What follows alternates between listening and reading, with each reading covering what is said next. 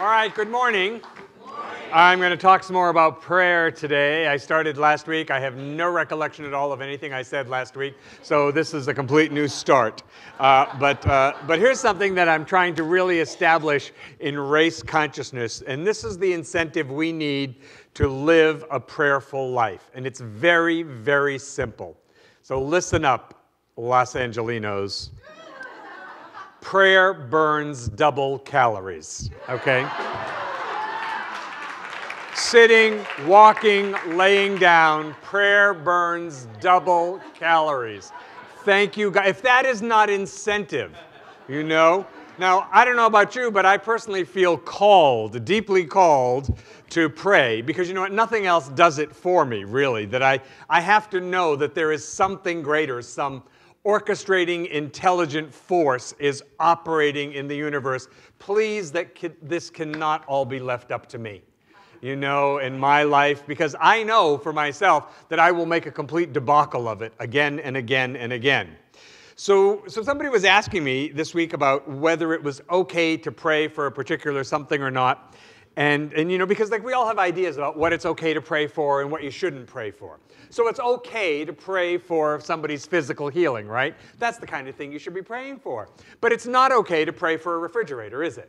You know, at least that's what people think. And so I'll say to them, I'll say, really, you don't think it's okay for people to ask for prayer for a refrigerator? Have you ever not had a refrigerator? Do you have children? Have you ever had children and not had a refrigerator?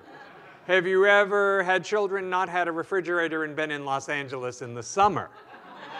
See, then you know the value of praying to have a refrigerator, right? And also, we don't know what's going on in people's spiritual growth and evolution and the building of their faith. They may need to pray in order to receive their refrigerator so that their faith increases and expands and they demonstrate that and they can move on to the next experience in their life.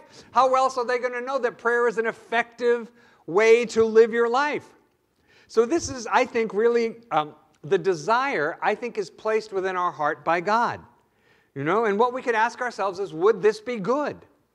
You know, that will help us know if the desire is really from God, if that idea was given to us by God. Would this be good and not intentionally harm anyone?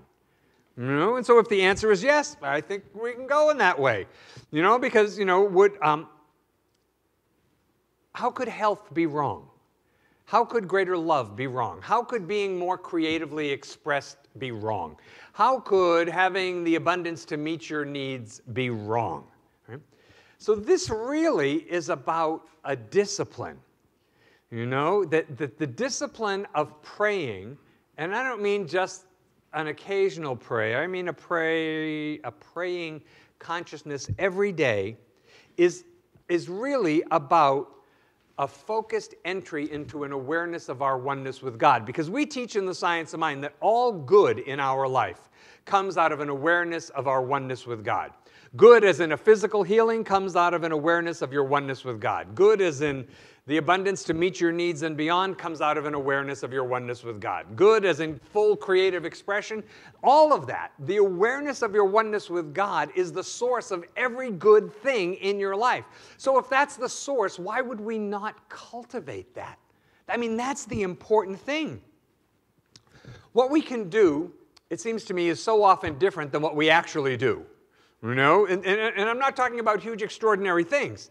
But I mean, like first thing in the morning, the alarm goes off, and my suggestion to you is that you start with this right away. Is the alarm. You shut the alarm. You give that alarm a nice little love tap, right?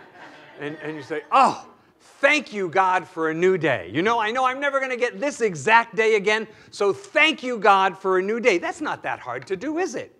It's not that hard to do, and yet we all know we could do that, but so often we just don't bother. See, we have the capacity right now to do some really life-affirming, positive, constructive things, and yet we don't necessarily do them.